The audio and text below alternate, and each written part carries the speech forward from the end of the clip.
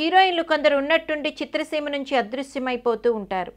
ఆ తర్వాత అకస్మాత్తుగా ఒక వార్త వెలువడుతుంది.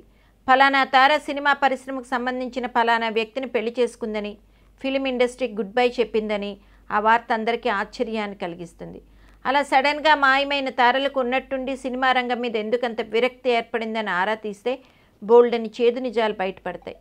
చిత్రసీమలోని తారలు ఎన్ని చిత్రహింసలు పడుతుంటారని అర్థమవుతుంది. అలా అదృశ్యమైన తారలో దివ్యావాణి ఒకరు. పెళ్లి పుస్తకం చిత్రంలో ఆమె బాపు బొమ్మగా పేరు తెచ్చుకుంది. ఆ సినిమాలో వేషం కోసం బాపు గారితో అబద్ధం కూడా చెప్పింది. పెళ్లి పుస్తకం కథ కాస్త అటు ఇటుగా విజయవారి మిస్సమ్మలాగే ఉంటుంది. మిస్సమ్మలో సావిత్రి ధరించిన పాత్ర వంటిదే పెళ్లి పుస్తకంలోని హీరోయిన్. అందుకని బాపు గారు మిస్సమ్మ చూసావా అని దివ్యావాణిని అడిగితే, చూడలేదంటే సినిమా ఛాన్స్ రాదేమో అని భయపడి చూశాను అని అబద్ధం చెప్పింది. మొత్తం మీద ఆ సినిమాలో నటించే అవకాశం దక్కించుకుని మంచి పేరు, అవార్డులు సంపాదించుకుంది. ఆ తర్వాతే ఆమెకు కష్టాలు ప్రారంభమయ్యాయి. దివ్యావాణికి పెళ్లి పుస్తకం తర్వాత వరుసగా చిత్రాలు వచ్చిన ఎక్కువ చిత్రాలు ఆమె సరసన నటించిన ఓ హీరో గారు ఆమెను వేధించడం మొదలుపెట్టారు. కొంతకాలం దివ్యావాణి భరించిన ఆమె మెతకతనం ఆ హీరోలోని శాడిజంను బయటికి తెచ్చింది.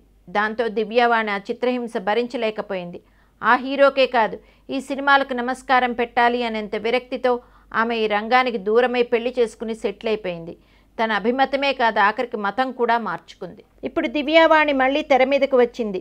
పిల్లలు పెద్దవాళ్ళైన తర్వాత ఒకనాటి నటీమణులకు మళ్ళీ నటన మీద మోజు పుడుతుంది. మరి ఇప్పుడు ఈ దశలో దివ్యావాణిని చూసిన ఆ హీరో ఎలా స్పందిస్తాడో చూడాలి అంటున్నారు ఇండస్ట్రీ వర్గం వాళ్ళు.